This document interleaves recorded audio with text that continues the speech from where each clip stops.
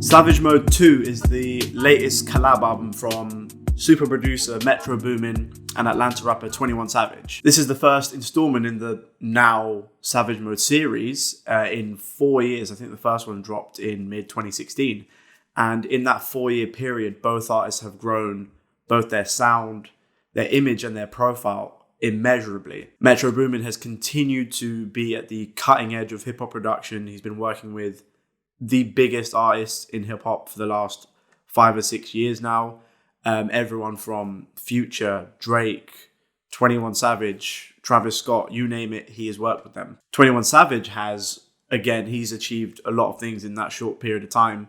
He even got himself a Grammy for his J. Cole collaboration a couple of years ago. This isn't even their first collaboration project since Savage Mode dropped in 2016, the year after they did Without Warning with Offset from Migos, and on Metro Boomin's own debut studio album, Not All Heroes Wear Capes, 21 Savage was, again, all over that project. Naturally, fans had been anticipating a follow-up to Savage Mode for quite a while. They'd been kind of fueling the hype for this project for about a year now. That hype finally materialized last week with that very, very cinematic dark trailer narrated by Morgan Freeman. What Savage Mode 2 feels like to me is the next logical step in the trajectory of both of these artists' career. On this album, it feels that both 21 and Metro are expanding their sound. They're taking bolder risks to push their sound forward.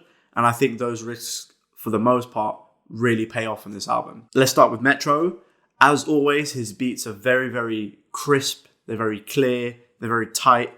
And they've always got that kind of strange, eerie sense to them lurking in the background. The beat for Many Men is an immediate standout for me. It's got this ghostly string and vocal section cradling this very, very eerie synth melody. For someone with the resources at Metro Boomin's disposal, again, he's one of the biggest hip-hop producers working in the world, it's nice to see him exercising some restraint and some subtlety to his beats. And of course, with the tune being called Many Men, we get the 50 Cent interpolation towards the end of the song, which is just one of the hardest hip-hop songs of the last 20 years. No Wop Left Behind is another standout on this album in terms of beats. Most of the beats on here are fucking standouts anyway.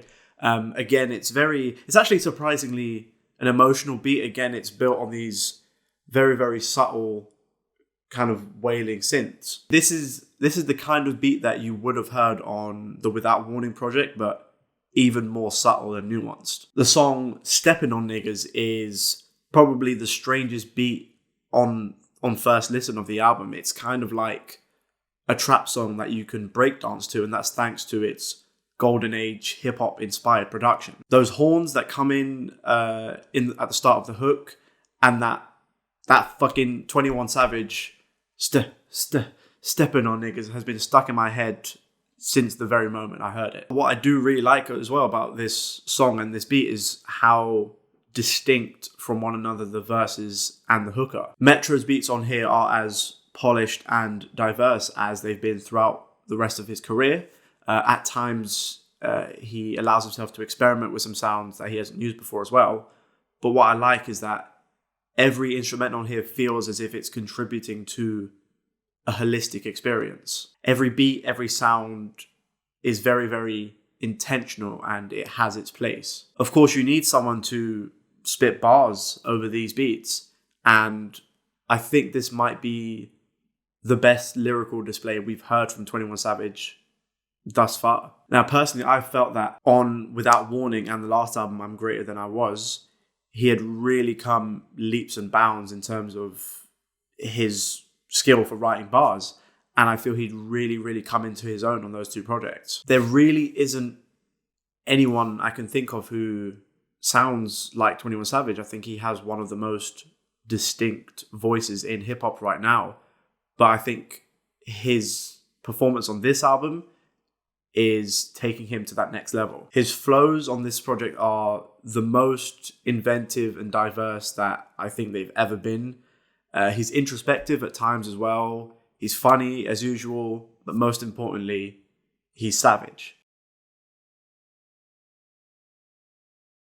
And it's not for him trying to overcomplicate his bars or do anything that's, super like experimental or crazy. It's just the simple shit that gets me personally, like the bar, playing with the rock like I'm Jigger Man, gotta look a nigger in the eyes when you kill a man.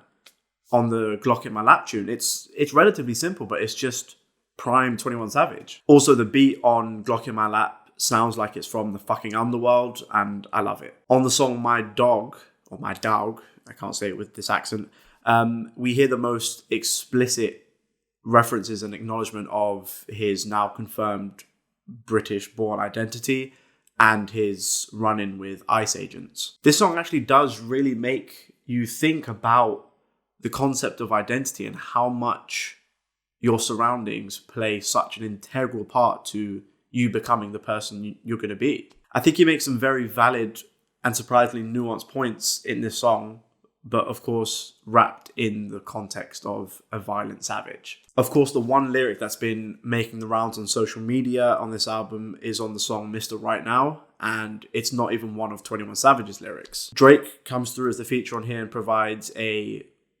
somewhat decent kind of mid-level Drake verse, but he seems to confess that he had a romantic relationship with SZA, the singer SZA, back in 2008. Of course, at which time people on Twitter have been doing their quick maths, that in 2008 she would have either been 17 or 18, which makes this a very, very, very questionable bar, Drake. I don't know why he chose now to say this. I don't know why he chose to say it at all. I don't even know the details of it, but it's just a questionable bar. Also, him saying that he's the slow stroke king kind of sends shudders down my whole fucking spine. Thankfully, the next feature on this album has no issues with it whatsoever, and that's Young Thug's verse on the song Rich Nigga Shit. Again, another sultry, subtle trap/hip-hop beat, with Thug providing one of his best featured verses in recent memory. Everything about this song